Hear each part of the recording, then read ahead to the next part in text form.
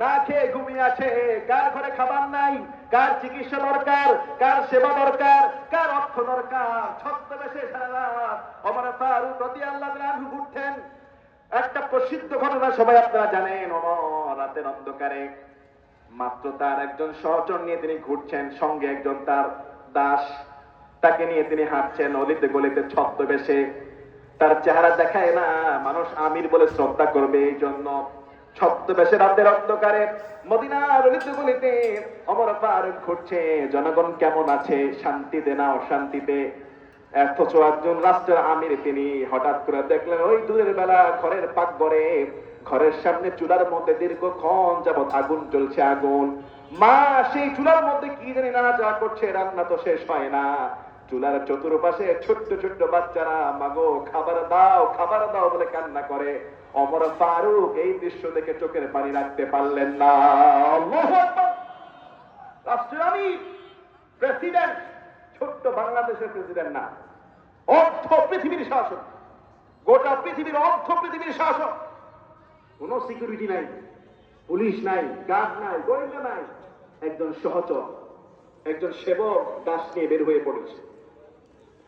কাছাকাছি চলে গেলে সেই মাকে গিয়ে বলছে, বৃদ্ধা মহিলাকে বলছে, মহিলাটাকে বলছে, মাকে, মা আমি দীর্ঘক্ষণ যাবৎ আপনাকে দূর থেকে দেখছি, আপনি চুলোর মধ্যে রান্না করছেন, কিন্তু বাচ্চাদেরকে খাবার তো দিচ্ছেন না, এরা তো কান্নাই করছে, খাবার কি রান্না এখনো হয় না?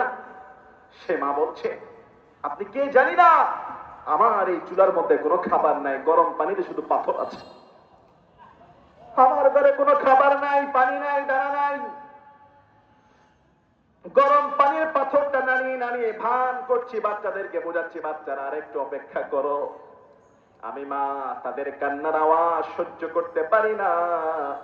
এমনি ভাবে দীর্ঘক্ষণ কাঁদতে কাঁদতে বাচ্চারা ঘুমিয়ে যাবে ক্ষুধার্ত অবস্থায়, আমিও ক্ষুধার্ত অবস্থায় একটু শান্তিতে ঘুমাতে পারবো, নচেত আমাদের পাতিলে কোনো খাবার নাই। ছদ্মবেশী আমির, অর্ধজাহানের শাসক, খলিফাতুল মুসলিমিন ওমর ফারুকের কলিজা কেঁপে উঠল। সঙ্গে সঙ্গে বললেন, মা আপনার ঘরে খাবার নাই, দানা নাই, পানি নাই, বাচ্চারা ক্ষুধার্ত, আপনি ক্ষুধার্ত।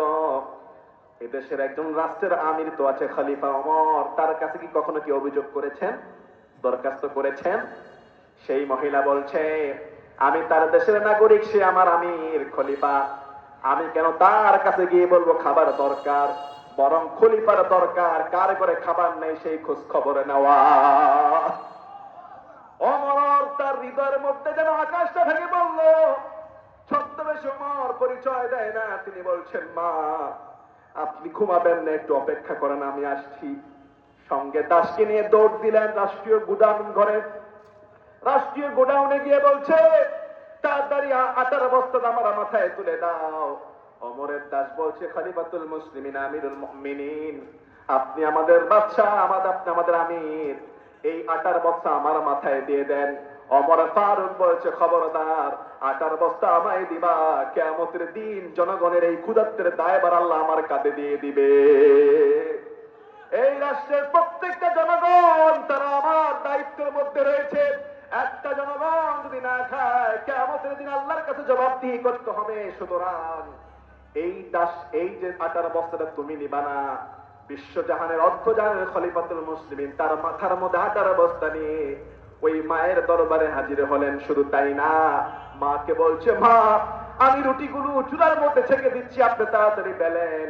মা সেই রুটিগুলো বেললো, ওমর তার ওই রুটিগুলো চুলার মধ্যে বানায় বানায় দিলেন। মা বাচ্চারা পেট ভরে খেলেন। ওমর ফারুক বলছে, আগামীকালকে রাষ্ট্রীয় খলিফার দরবারে চলে যাবেন, সেখানে আমার মতো একজনকে দেখবেন, আপনার ঘরের প্রতিদিন খাবারের ব্যবস্থা হয়ে যাবে। সুবহানাল্লাহ! আজকে যদি এমন ওমরের